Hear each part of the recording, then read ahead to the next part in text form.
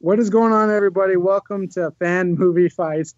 It is the very first episode of 2017, and it is the pre-tournament month. What we're talking about is coming in February. We are all getting set for the tournament month where we all have. And here today, filling in for a buddy of mine, but we'll get to that in a second. But first off, we have a new competitor in the league today, and probably one of the coolest guys I've ever met from the Fan Trivia Movie Schmoedown. Evan, what is going on, dude? Busy, just working the Fan Movie Trivia Schmoedown with Chris Doman. I'm super excited because this is something I can actually prepare for versus the Fan Movie Trivia Schmoedown, where I got a record 0 points. This time, I plan to get some points. I was rooting for you.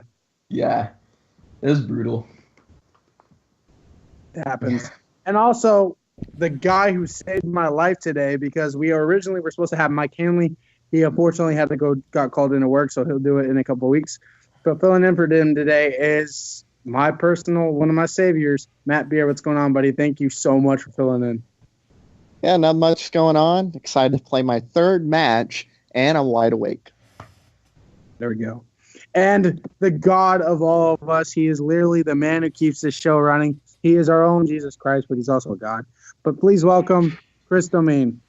What's going on, man? Fact checking today. Hello. Yes. That was very cute, Beer. That was very cute. I'm doing so well. Today at work, it just got a little crazy, so you have to understand if I did almost run a little late because I had to take a nap.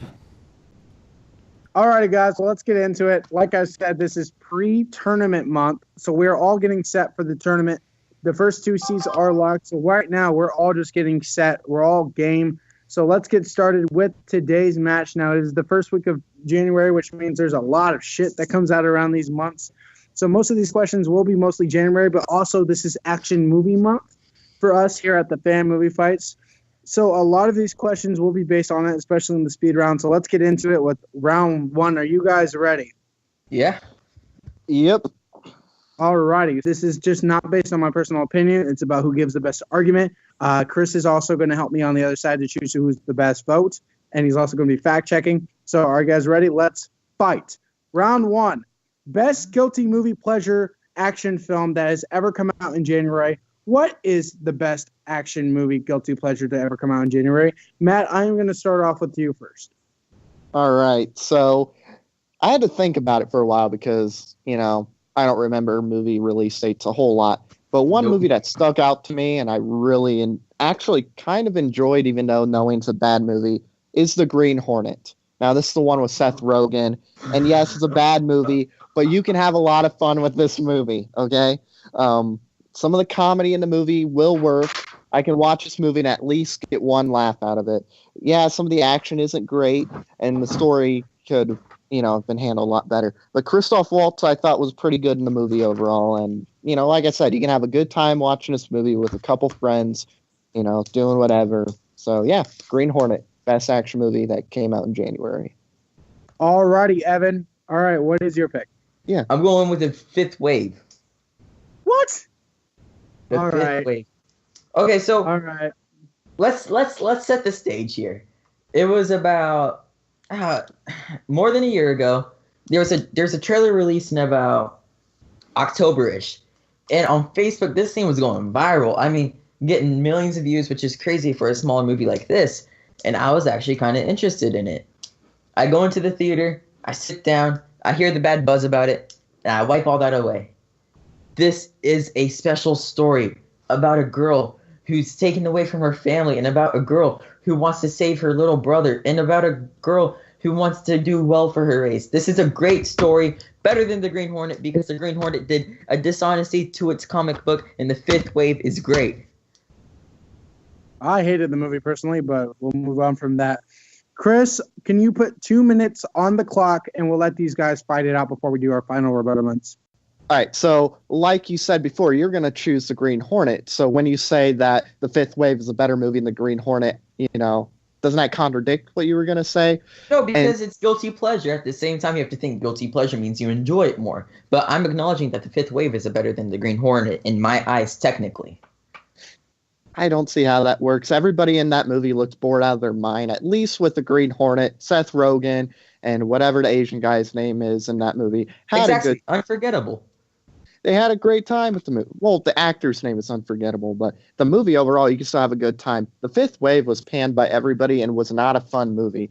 And the whole alien thing, as far as I remember, wasn't as much of a impact to the movie. It was more of the slog between the girl. And once again, we get another love story that is handled poorly from these movies.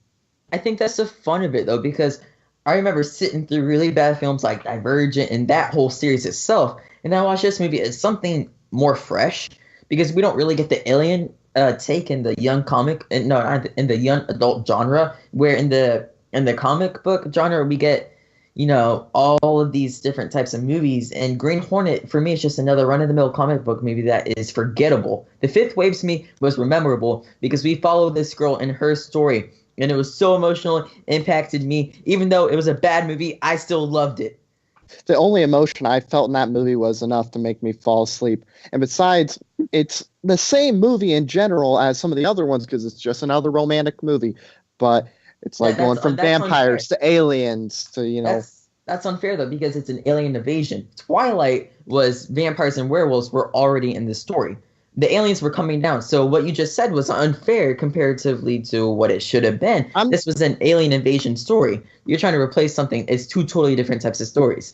But what I'm trying to say is we are so invested in this, story.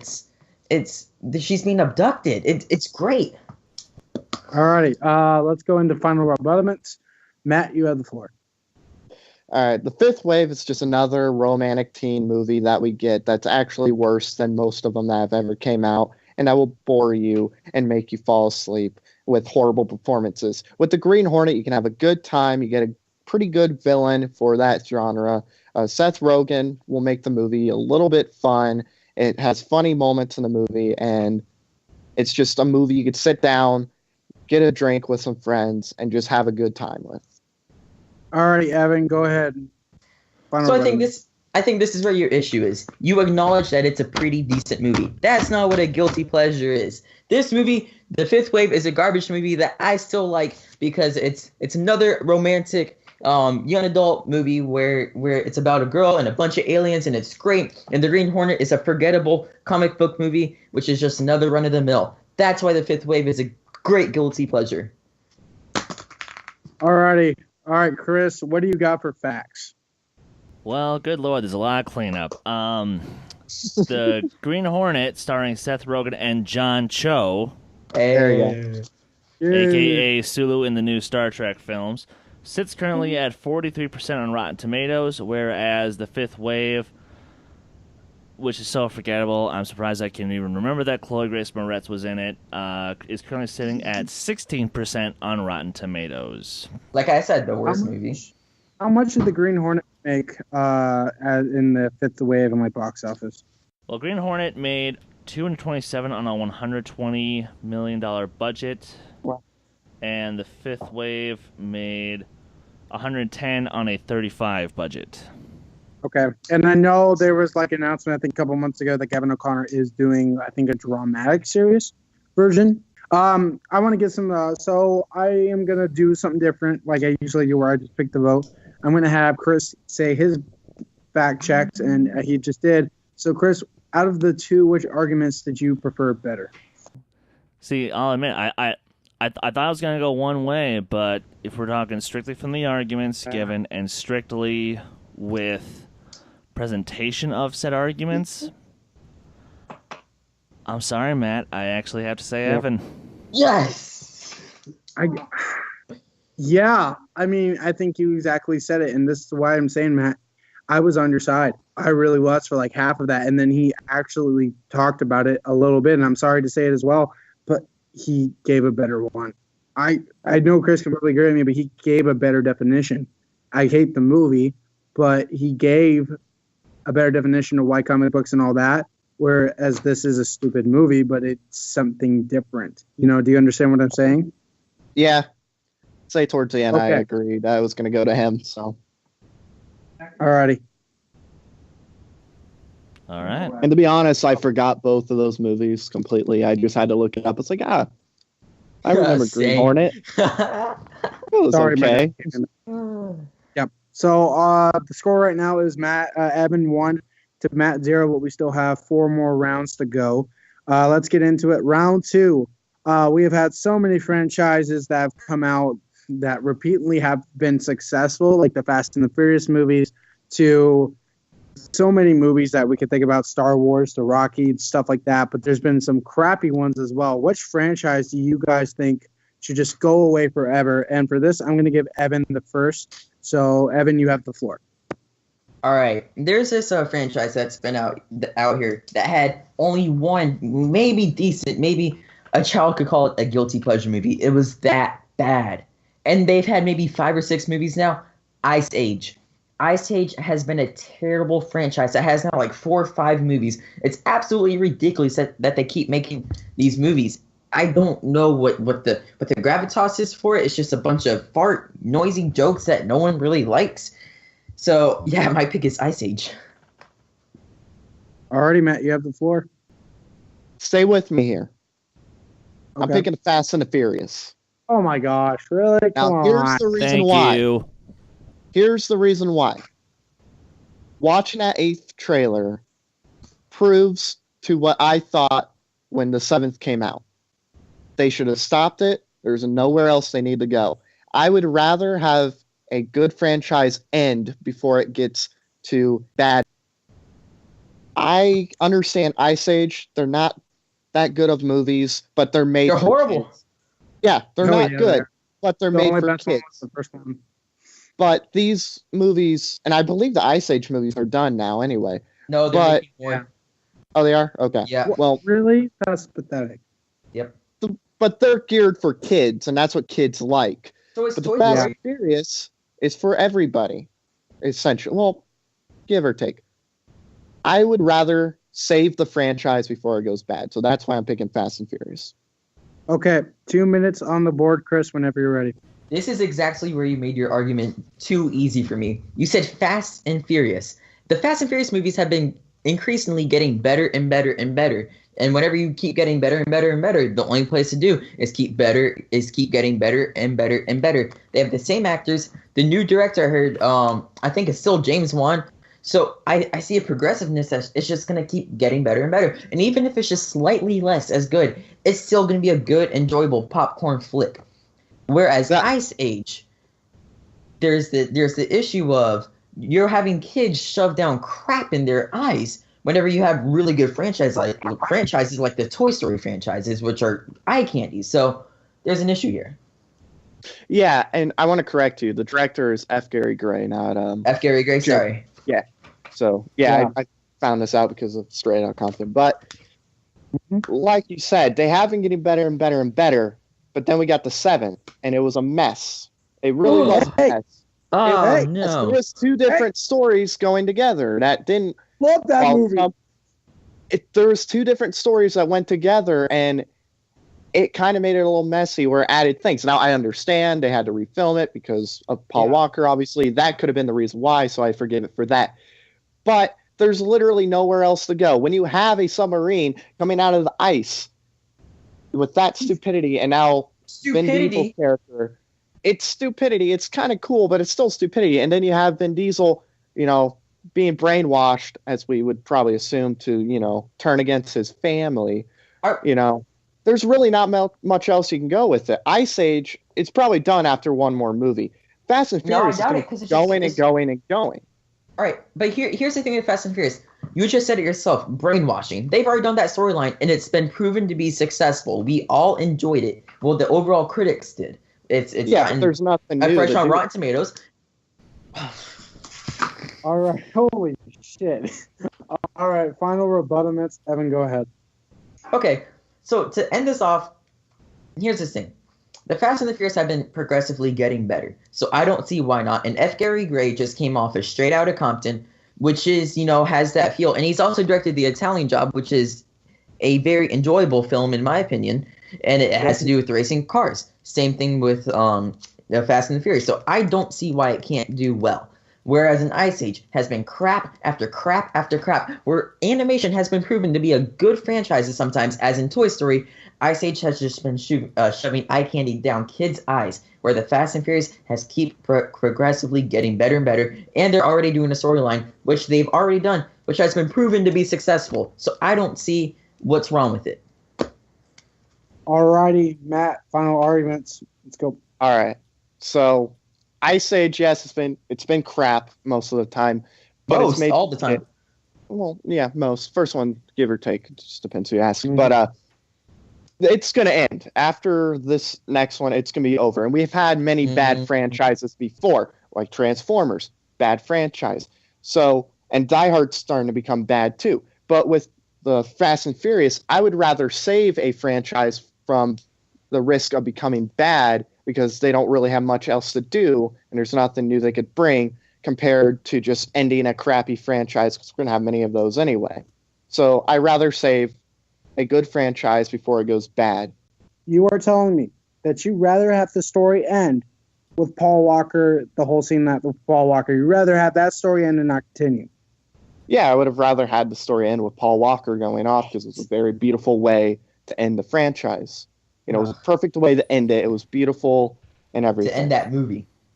Yeah, the end of franchise. It would have been the perfect little send-off. All right, Chris, what do we got for facts? Whew. Good Lord. Again, a lot of stuff here.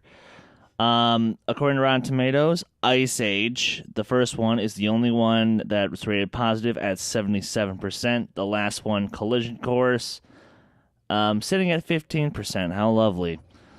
Whereas the highest ranked for the Fast and the Furious franchise is Furious 7 at 79%. I kind of have mine, but I want to hear yours real quick, Chris.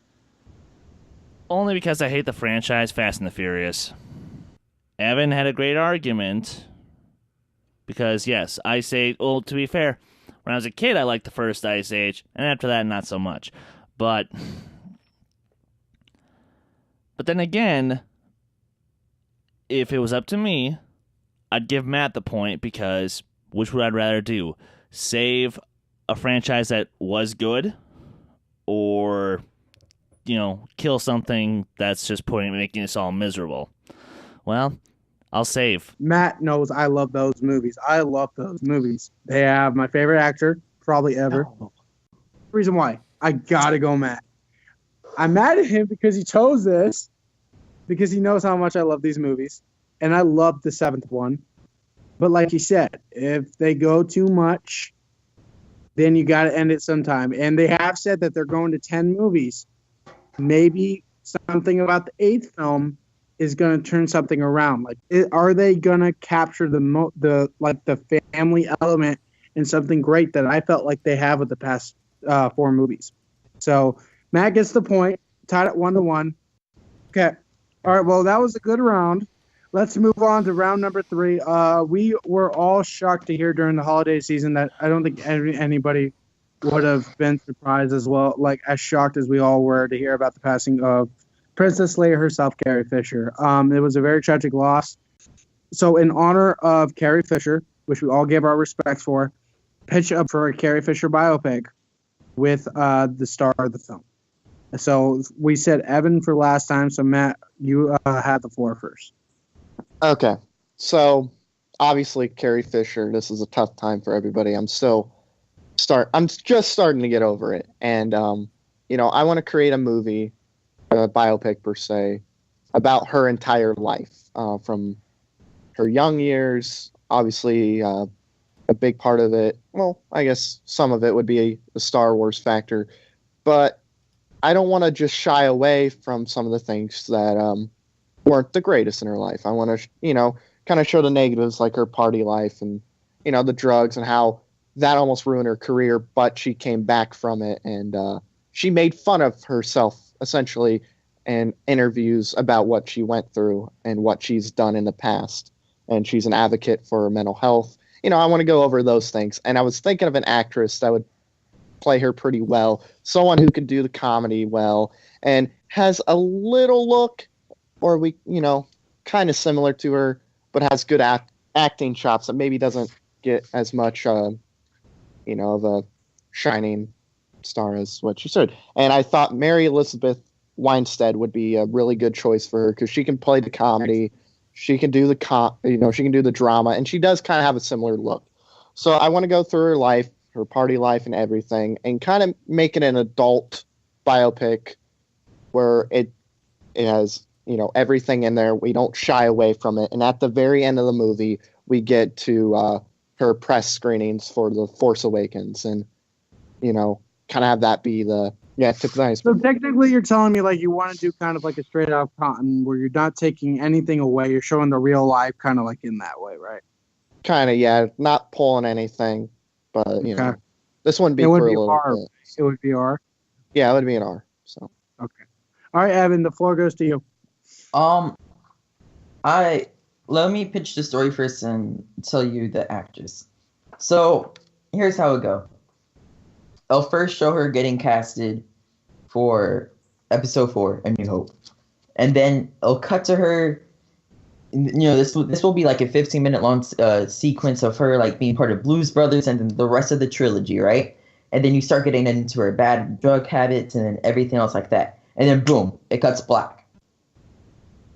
And then it fades up a new Carrie Fisher, and we'll fast forward to about the 2000s, 2005-ish era.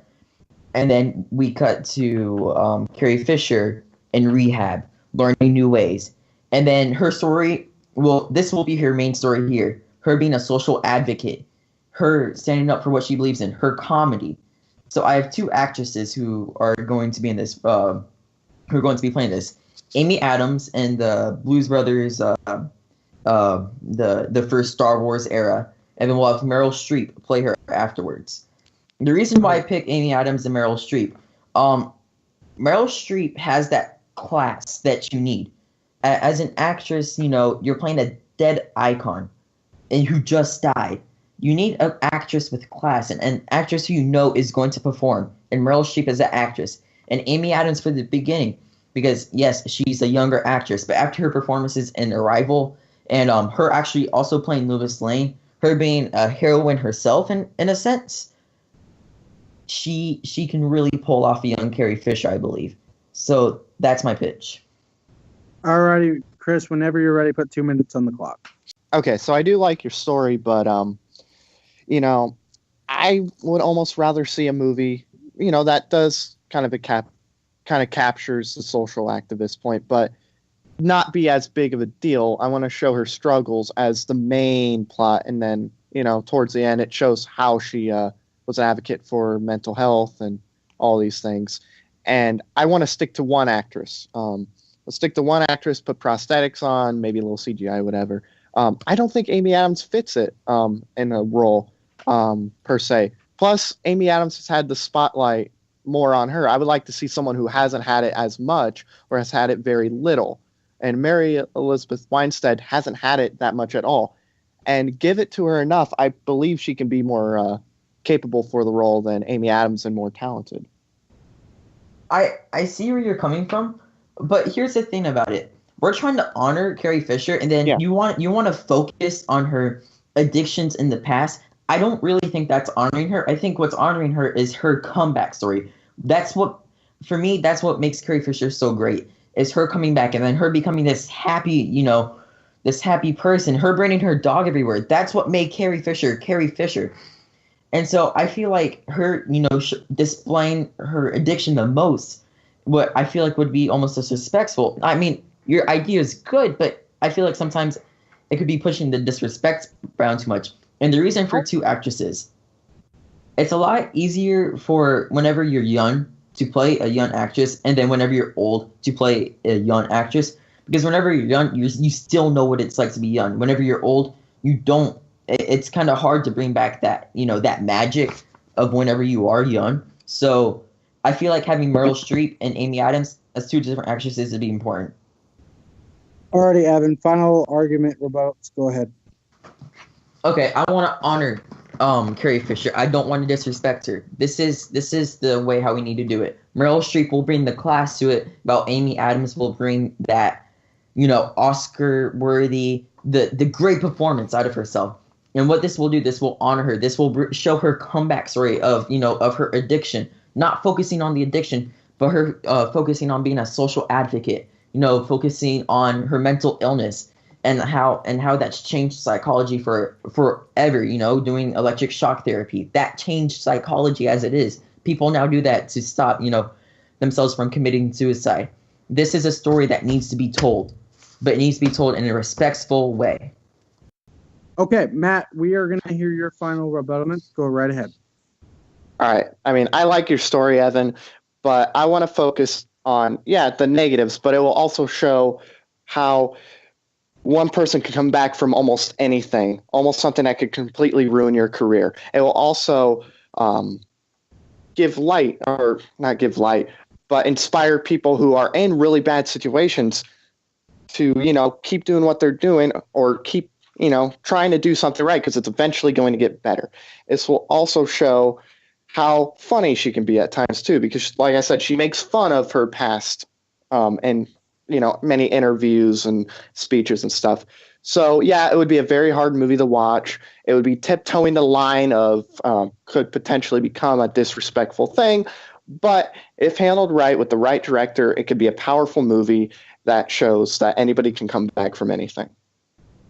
All righty, Chris, what do you got for fact checks for us? For fact check, Meryl Streep is currently 67 and surprisingly does actually look a little bit like Carrie Fisher. So, dye her hair a little bit, she could probably pull it off. Amy Adams, however, is 42. But she looks young. Yeah, maybe. In my opinion, she looks young. But, and then, so Matt, to clarify again, your selection was Mary Elizabeth Winstead. Yes. She is much younger at the age of 32. I'll be honest, part of me really, really, really, really wants to see just how crazy it got for her. So, and because if what Matt is pitching is the fall and then rise, I'm not going to lie, I want that more. Rather than focusing too much on the, comeback and not enough on the journey to get there. So, sorry, Evan, but I'm actually with Matt on this one. Yeah, man, I gotta go, Matt. You really sold me, but I think he I'm gonna be honest, he gave a better definition. I think exactly every word you have said, Chris, was the exact thing I'm thinking. I kind of want to see her rise and her fall. I want to see her go to Star Wars, and then I kind of want to see how she dealt with all the crap that she did. I mean, she dealt with a lot if you really think about it. So Matt gets the point, which means it's 2-1. Still not to worry. We still have 2 more questions. If you get 2 points, you are in the speed round. So don't worry. You got 2 more questions to go ahead. So let's move on to round 4, which is what is the movie this year that has the potential to be the most guilty pleasure film. So I'm each going to have you guys give me your answer right away. And if you guys have the same, somebody else, whoever says it first, the other one will have to choose a different one. So go ahead and give me your answer. Resident Evil, the final chapter. Triple X. I heard Resident Evil first for Evan, so he will go first for this one. All righty. Go ahead, Evan. The floor is yours. All right. As the famous John Schnepp would say, this is the best movie franchise to ever come out. I'm just paraphrasing him, but whenever I see these Resident Evil movies, remember, we're talking about guilty pleasures here. We're not talking about a decent movie. We're actually talking about guilty pleasures. This is some of the most dumb, fun, laughable action that I've ever seen. And sure, oh no, I'm getting a little scared, but that's part of the fun of it. Resident Evil, the final chapter, will be the final movie to end all of this silliness and to end all of this amazingness that we get to see on screen. Where in Triple X, Vin Diesel might be doing the same shtick, which is the same thing as the Fast and Furious argument. It might have to end there. We don't know. Resident Evil, the final chapter, is going to be the best guilty pleasure this January. All righty, Matt. The floor is yours. When you have motorcycles riding on the lake with skis, You know this is going to be the dumbest stuff ever, but you're going to laugh and have a great time. With Resident Evil, it's just pure dog shit anymore. It's not even fun. You can't have a good time with it as much. It's a little scary, yeah, because you think you might die of boredom eventually. But with Triple X, I mean, Vin Diesel's jumping out of airplanes. He's riding like skateboards on buses. You know, like I said, he's riding motorcycles on lakes. This is the definition of pure dumb fun. So, and obviously with Vin Diesel, he's going to give it everything he has. He knows what to expect with this movie. So I got to go Triple X, The Return of Xander Cage, as the greatest movie ever made. Alrighty. First off, I'll say the greatest franchise is Fast and Furious. I'm just kidding. No, I'm not. No. On into this. Chris, 2 minutes on the clock whenever you're ready, and you guys can fight it out. You literally said that you wanted the Fast and Furious franchise to end. This is a spin-off movie of the Fast and Furious, like, theoretically. I mean, it has there's only to do two with the of Fast and Vin Furious. Diesel in this one. Oh, but all the same. It's the same concept. Riding, big machines, doing stupid stuff. You complained about a submarine coming out of ice, and now you're having fun with motorcycles going on water. That makes no sense. Resident Evil has been the same thing over and over again, and nobody asked it to end. So why not keep it going? And with this final chapter, it's going to be fantastic. So I don't see where your logic is coming from. You said you wanted the Fast and Furious franchise to end. It's the same concept. I wanted the Fast and Furious to end before it got bad.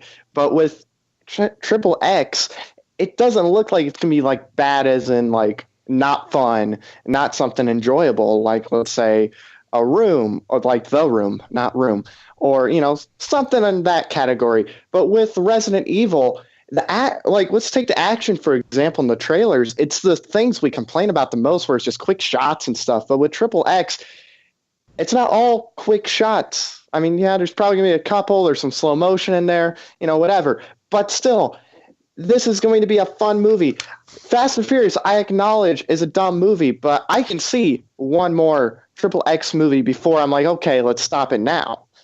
But it's completely different than Fast and Furious. I don't completely buy that, because you were just complaining about how dumb Fast and Furious is about to get, and this trailer proves that this Triple X movie is even dumber. So I don't fully understand what you're trying to say here about Resident Evil has been proven to be just dumb fun, especially in the first and second movies. And we all know this is the final chapter, so all of them are going to, give it their all, which is, be super serious about it, which is going to make it better. Just like in the movie Olympus Has Fallen. I'll give you the first and second one being dumb fun, but after that, it just became horrible movies that you can't have fun with. Okay.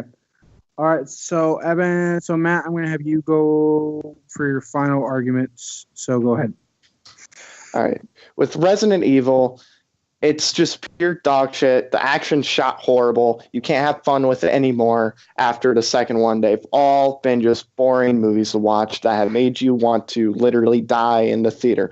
With Triple X, this is the return of Vin Diesel in this franchise. This literally looks like they don't care. They know what they're going for. It's dumb fun. With Fast and Furious, it was not as much dumb fun until now with the seventh. But this is dumb, pure fun. We don't care about the plot. We don't care about the story. We're just going to give you a good time in the theater with, motorcycles with skis on them, riding on lakes, jumping out of planes, and riding skateboards on buses. But with Resident Evil, Evan. It's over. Oh. All right, ready? Yep. All right, Evan, your final arguments. Go ahead. My name is Matt Beer, and I want this Fast and It's Furious actually franchise. My name is Matt Beer, and I want this Fast and Furious franchise to end. But it's okay if we have movies just like it that are even more dumb. I mean, come on, man.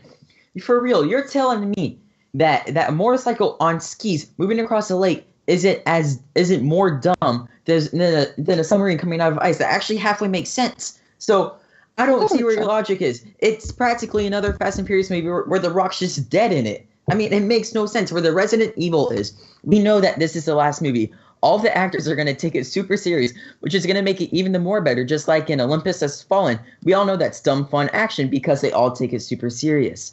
That's the greatness of it. So I don't follow your logic but Resident Evil: The Final Chapter has the potential to be one of the best guilty pleasures ever to come out. Alrighty. All right, that's the end of round 4. Could he drop any more mics? Right, yeah. Holy shit. It's my pen. All right, Chris, what do you got for fact check? The last Resident Evil film only got to 30% on Rotten Tomatoes, and XXX State of the Union only got up to 16% on Rotten Tomatoes. So, simply based on the arguments, I'm almost tempted to say Evan. Oh, but no. just by a small amount, I'm saying Matt. But that's just me. All right. I'm going to shock you guys. I'm really going to shock everybody because I was going back and forth with this. I got to go Evan. And here's the reason why. Because I don't like the movie. Look, Resident Evil can suck my ass. That movie sucks. But he literally said with the Fast and Furious that you didn't want things to go over. Well, if you think about it really, I mean, literally Vin Diesel is jumping off in the Amazon with snowboarding ski things that you should be using in Colorado. I mean, that's kind of the same thing. And he's doing the same stuff over and over again. But as for Evan, yeah, Resident Evil sucks, but this feels like it's maybe different. So do you understand what I'm saying, Matt? Yeah, I understand. But yeah, that's where I'm going. So the score right now is it's 2-2. So we are going to the speed round now. But this round of applause first off for these two. They're giving it their all. You guys know Matt. He has been literally wishing and hoping for this win, and he's getting even inch, but Evan is just giving it his all. So let's get into the last round before the speed. I mean, round, to be fair, is, I've been wishing and dreaming for it for like an hour. So.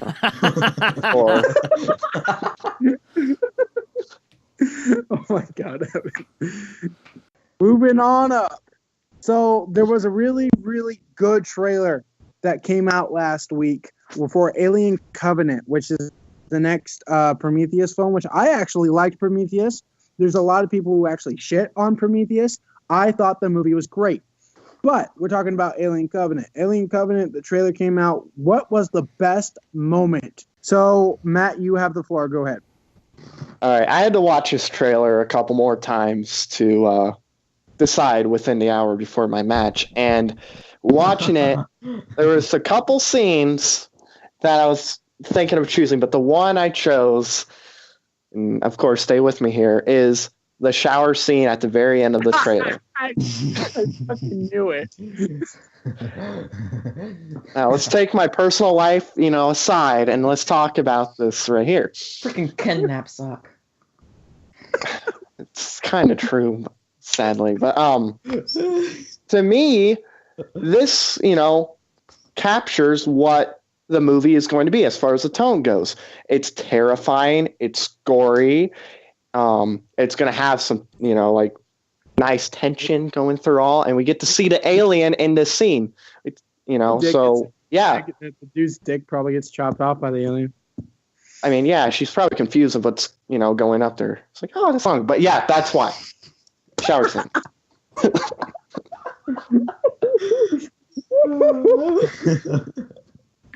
All right. My God, eat that. All right, Evan, go ahead. There's a quick, maybe 2-second little clip in there where there's just this guy walking around with the hood on, and it's raining outside, and he's just walking straight towards the camera.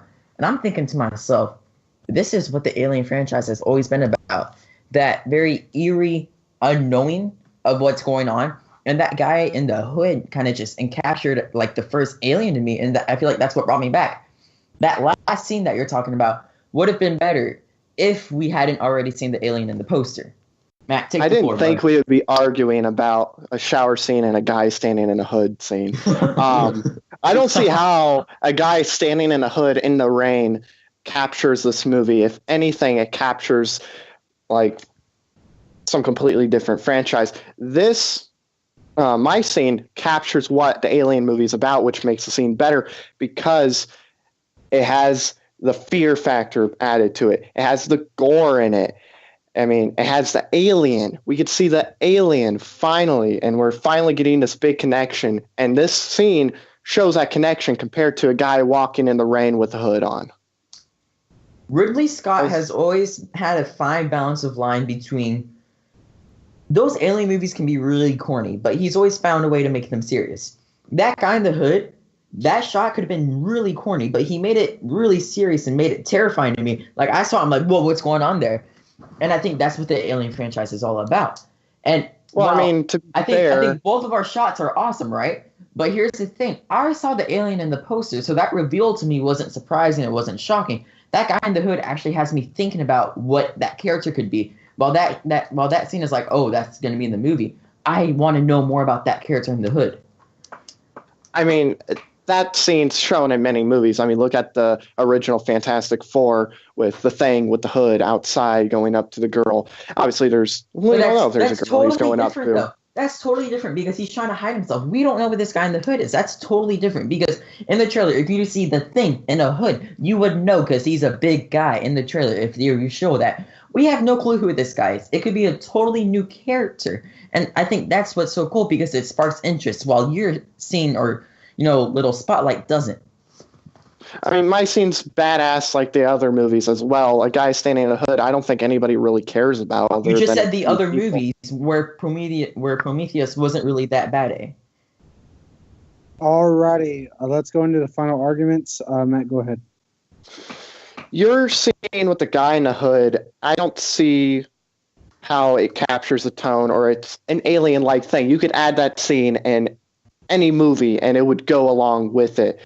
Change the background a little bit and there you go. My shower scene captures the tone of what Alien was. It has the eerie, terrifying tone.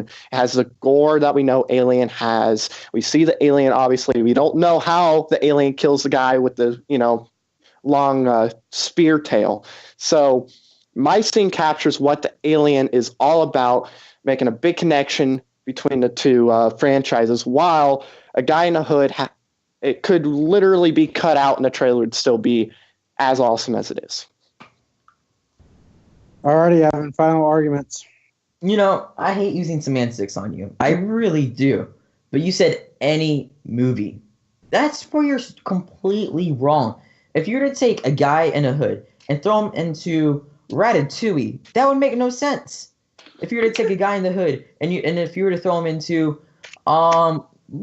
you know what? Let's say a movie like Captain America. That doesn't make sense because it's that type of clothing that they had. It also shows, the area or where it's going to be.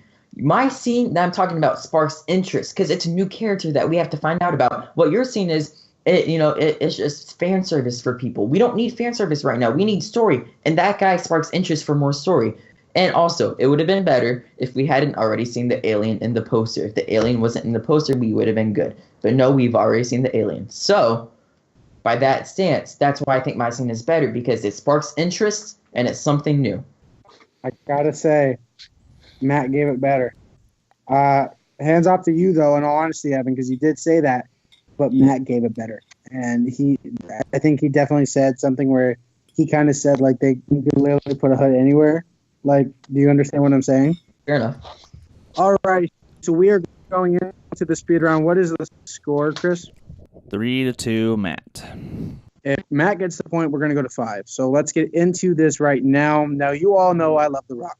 So we are going into the speed round. What is the Rock's? We're going into the bargain bin. If you went to Walmart and you picked anything out of the bargain bin between The Rock's worst movies, would you take Doom or The Tooth Fairy? The Tooth Fairy. Doom. Okay. I heard The Tooth Fairy first. So, Chris, if you could put 20 seconds on the clock, we're going to have a 20-second rebuttal, and then a 10-second rebuttal for each. Whenever you're ready, Evan, go ahead.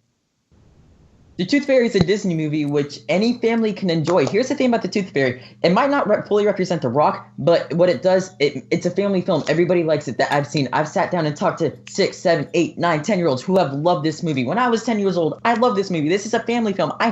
When I watch it put a smile on my face because you saw The Rock in a tutu. How often do you get to see that happen? Not that much. With Doom, we got a really awesome action scene, which was the first-person scene. that really captured what the game was. It made you feel like you were watching a game on the big screen for that scene. The Tooth Fairy is just a shit movie from Disney. You can't have fun. I remember my whole family hating the movie, besides my 2-year-old sister, but she's adopted, so what does she know? This is a movie. Okay, yeah. You monster. All right, 10-second rebuttalments whenever you're ready, Chris.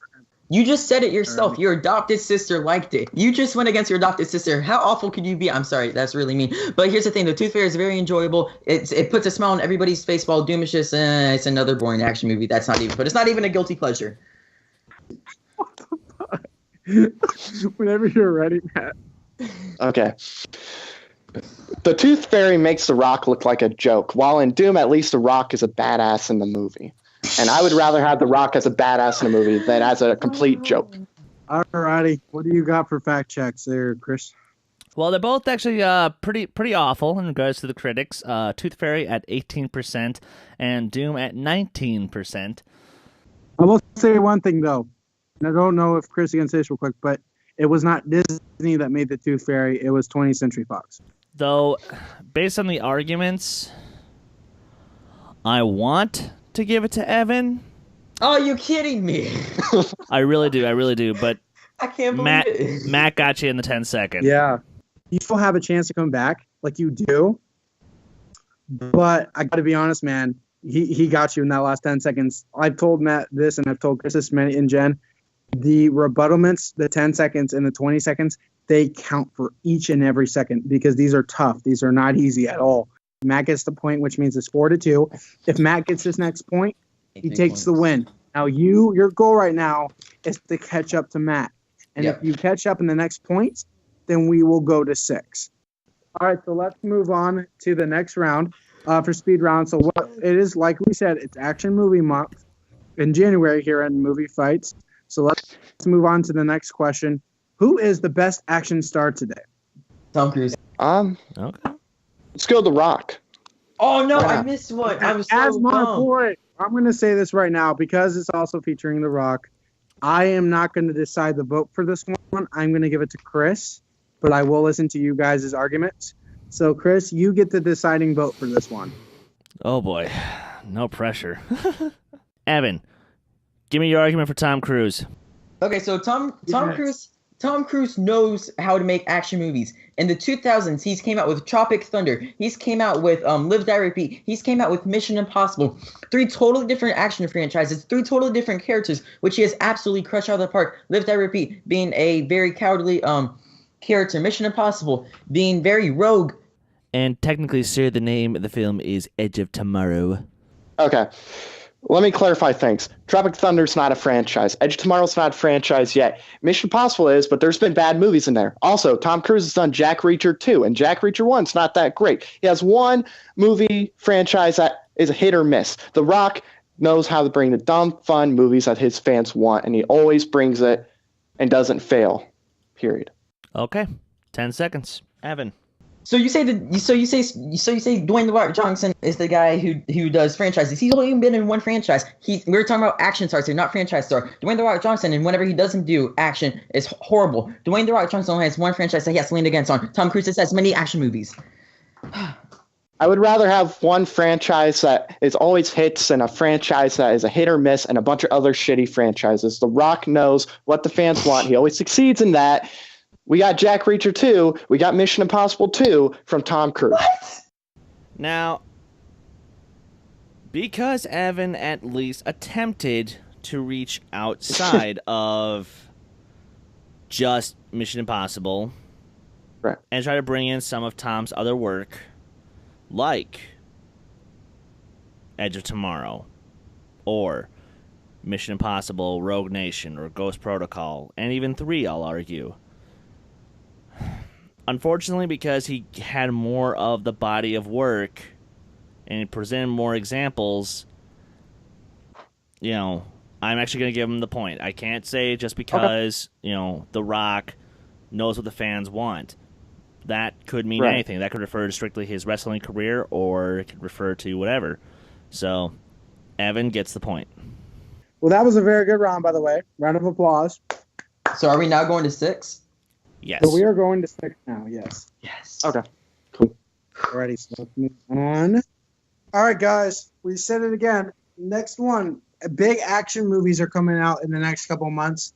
This one's going to be a little fun. Between these two films that are coming out, which are the movies you guys are looking forward to more? Which one are you looking forward to more, John Wick Chapter 2 or The Fate of the Furious? John Wick 2. John Wick 2. John Wick 2. Fate of the Furious. Fear, tell me why John Wick Chapter 2 is better. John Wick Chapter 2 is going to be the better movie because we're actually seeing new things. The first one was awesome. It looks like we're going to get that same feel to the movie as far as how good the action is and stuff, while Fate of the Furious is going back to old, tropes, and it just looks okay. So you just said that the Fate and the Furious goes back to old tropes. No, they're not. Submarines coming out of ice, that's something new, and it's been proven over and over again. They now have their resume since Fast 5 that they can make good films. John Wick has only had one film to prove itself. So are we actually sure it's going to be good or not? We don't know. And we also know Keanu Reeves has a bad, rack for doing bad performances. So he might just shove this one in. We don't know. All right, 10 seconds whenever you're ready, Matt. With the Fate of the Furious, it shows they don't know where else to go with this one, while John Wick 2 is showing that they can expand and show more story to it overall. Keanu Reeves looks great in the movie. Vin Diesel doesn't look as great in the movie. Okay, 10 seconds, Evan, whenever you're ready. You just said same old Vin, whatever. He's turning his back on his family, and now they also don't have the distractions of Paul Walker. So now this movie's also gonna be stepped up to another level. And while John Wick 2, we're not sure because that new director is now off to Deadpool, which means he might not be 110% focused on John Wick 2. No means done, though. All right, Chris, what do you have for fact check? Well, as I said for the earlier argument, the last Furious 7 is sitting at 79%, and John Wick Chapter 2 is coming off of a first film that sits at 85% on Rotten Tomatoes. So, at least in terms of the critics, John Wick is the favorite going in. Chris, I want to kind of hear your thoughts on this because I'm kind of divided. Oh boy. I love how my opinion actually matters. In terms of the movie, I'm looking forward to it is John Wick Chapter 2 because, again, not a Fast and Furious guy. Sorry.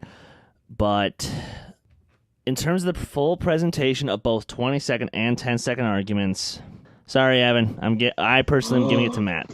Oh. I did not see that coming. I thought he was giving it to Matt. Evan. And I'm going to shock you guys a little bit. I'm going the same as he is. I'm giving it to Matt. I think I love Fast and the Furious. I love that movie. It's probably my favorite action franchise that's probably ever come out.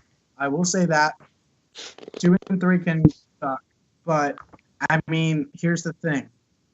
Matt gave a better representation. Yes, it's something different. Yes, there's a bulldog, but this time it's a little different from the trailers. You see the house is blown up. You see something different with this 8. You think about it. I think they're just trying to figure out how to end this movie. So I got to give it to Matt, which means it's a 5-3. Okay, so last point. Now, if Evan gets this, he has a shot where the next couple questions he could come back, but he's kind of in a bind. So for this question, I want to know, guys, there's a new Martin Scorsese film coming out next week. I have already seen the film, and I will say it is a fantastic film called Silence. It took him almost 20 years to make. What is the best Martin Scorsese film from 2000 to 2015? The Wolf of Wall Street. Wolf of Wall Street. Yes, I got it. Evan got it first. Evan first. Yeah, I heard Evan first. The Departed. The Departed. Fucking Departed. No love for Gangs of New York. I see how it is. I have it on Blu-ray, but I just prefer Departed more. All right. Yeah, I'm kind of on his side, sorry, Chris. I like The Departed a little more. The Wolf of Wall Street is some of the most fun I have ever seen in a movie. While it takes the seriousness of the problems and the corruption that Wall Street has, it shows the levity and what really corrupts the mind. It's a double-sided film. It's fun, but yet it destroys you because it shows what money can turn a person into. That's what's so great about The Wolf of Wall Street. And Leonardo DiCaprio gives it arguably, I think, his best performance. All righty, Matt, whenever you're ready. All right. When I go see a movie that I think is better, I don't look for what's more fun. I look for what's better story-wise. The Departed is a better story, and it's not as long, I believe. And also, Leo gives his best performance, I believe, in The Departed over that. Also, you get great performances from Matt Damon and Jack Nicholson. So, yeah. All right, 10-second rebuttalments whenever you're ready, Evan. The Departed is almost just as long as The Wolf of Wall Street, and The Wolf of Wall Street feels a little bit more shorter. And here's the thing, they're both equally good films, so if I had to pick one, I would pick The Wolf of Wall Street because it feels shorter, and it's also a little bit more fun. So they're both equal, but The Wolf of Wall Street is more easily to watch.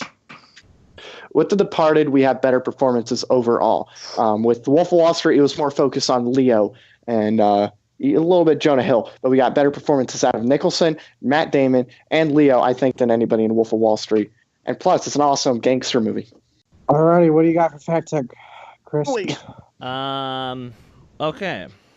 Wolf of Wall Street currently sits with a runtime of 179 minutes, and The Departed sits with a runtime of 151 minutes, so 2.5 hours versus 3 hours.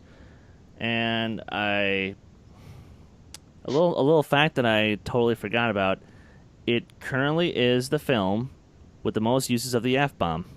Well, partially just because Matt left out Mark Wahlberg and Alec Baldwin, and I'm giving him crap because, short argument. I couldn't squeeze them all in. I know. That's what she said. But partially because he actually did include the storytelling and included performances and included great soundtrack. Actually, I have to give it to Matt. Evan, you gave great arguments, but I think a little too much repeat in terms of how you phrased things. I'm giving it to Matt. He finally won a match. Yahoo now. Yahoo. Finally, it has happened. Here's the reason why I'm giving it to Matt, and it's everything Chris has said. He gave the better argument. He talked about the story where you said the movie is fun. He definitely said, now, he did not mention Mark Wahlberg, who I thought, in all my opinion, this is his best performance. Patriots Day is up there, but this is still his best performance. Where you said it was fun. You went on repeat like Chris said. Matt gave a better explanation. Matt gave something a little better. So this is where I'm giving to Matt, which means, Matt, you finally got to win, man. Because you won, you are the automatic third seed, which means you will be in the fighter standing, which means you will have a bye in the first whenever we do have the thing. You will not fight first. You will fight in the second. But I also want to give a round of applause, hand claps to Evan, because Evan did give a fight for Matt. He gave a fighting chance. Now, Evan, we want to see you in the last fighter standing. Will you come to the last fighter standing? Yeah, definitely. I had fun.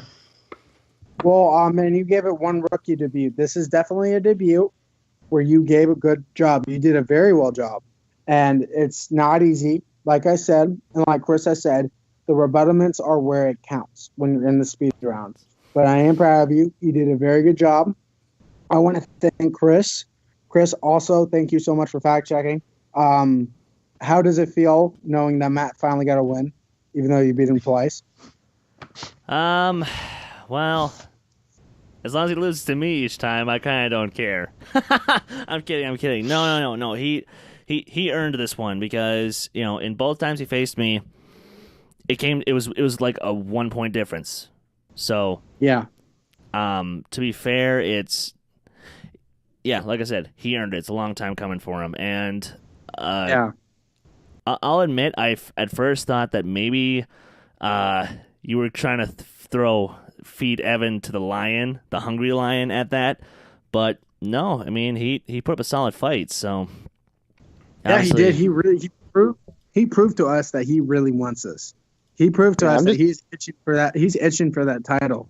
So I'm going to be honest. When you talk about Chris and Matt and Jen, Matt's that dark horse that nobody's going to expect come the tournament. Evan, could be that as well. But as we're seeing, every time I have judged this, Matt has given it everything he got. And I'm going to say this right now. We'll talk about it in a couple of weeks, but I think Matt's going to go like really far, in all honesty. I'm just glad I'm not going to be like JT in the singles. You're good, man. So the question for you is, are you going to wait to fight again till the tournament? Well, as it seems like people drop out at the last second, because important things do come up. I probably am going to end up fighting at least once or twice more. I don't want to wait. I'll go right now. So, question for you, Evan. Sorry. We know the tournament's coming up. Would you want to see a rematch maybe in the next couple of weeks in January between you and Matt? Or how about between him and Mike? Actually, I want a match versus Mike because he's very good in the Schmoedown, but I actually want to see if he can make a good argument. So I'm calling Mike out right now. Here's what I'm gonna do, because I do schedule these. Let me know if the third week in January works. And it works right now. We will schedule Mike and Evan, and I'm gonna pitch you to this, Matt, because you said you did want to do another one. Somebody has kind of been really wanting to come out and kind of been really itching for that movie fights. And his name, he is the #1 contender in the Fan Movie Trivia Schmoedown. How would you feel about possibly fighting against Jono Solo? My boy Jono. My next match. Jono. And I will pitch it for next week. Me and Jono had a little bit of beef going in the first time with the Schmoedown. It was all in good fun, of course. I have fucking beef with that dude. He's going down coming March. But here's the thing. He's a Red Sox fan. Hey, I am it too. Let's go. Those Sox are coming for y'all. Y'all need to go. I think I want to take him on because I believe in the Schmoedown, he's like the Red Sox with Big Papi, for as far as our generation, as far as being alive and stuff. Hey, he's Big Papi and I'm Pedroia. That's how it works. I'm the short man on the team. And I'm the best player all time for the Red Sox. Let's see if he can continue it. Let's see if he can continue being that guy or if he's going to be like the Red Sox against Indians in the playoffs this year. All righty. Well, I will contact him for next week and see where I go. And if I do this, I want Chris to fact check because I want him to help me control this because this is going to go out of hand, Chris. It's going to go out of hand. Which is why, Chris, I'm sorry to do this to you. I'm only going to do that match if I'm in that match. What? I'll take it. Three-way. Let's do three. Let's do three. I gotta beat Chris. I mean, obviously you're great, but I gotta beat you. And if I can play, let him in. Because if I can win this match, it's going to feel even better beating both Chris and Jono. So let's do it. And if I win, I'll be able to prove to Jono that he has no idea what he's in for in our Schmoedown at the end of February. Yeah, Evan, would you do me honors of fact checking for next week? I will fact check, bro. This is great. I got my bud Jono coming in, about to sweep all y'all out. This is something Chris wants to prove. Now I'm going to say this right now. This does not change anything in the standings. Not at all. What? This is just What? Do you want this to change the exhibition standings? Yes or no? Yeah. Yeah, that one's for league play, man. If I had a quote-unquote belt, I would throw it on the line. All righty. Well, folks, we'll see what Jono. Now, the question is, what is Jono going to say? I'm going to have say yes. I'm going to have I'll make sure he says yes. I will have you text him for next week, whatever time he has. But, guys, that's going to wrap up next week. If Jono's available, Matt Beard versus Chris Doman versus Jono Sowell for the Battle of the Century. Let's get it on next week, guys. Thank you so much for watching. Congratulations to Matt for your first win. Great job, Evan. I'm very proud of you, and I can't wait to see you fact check next week. Thank you guys so much for watching. Thank you guys for helping out. and we will see you guys for the Battle of the Century next week. Goodbye.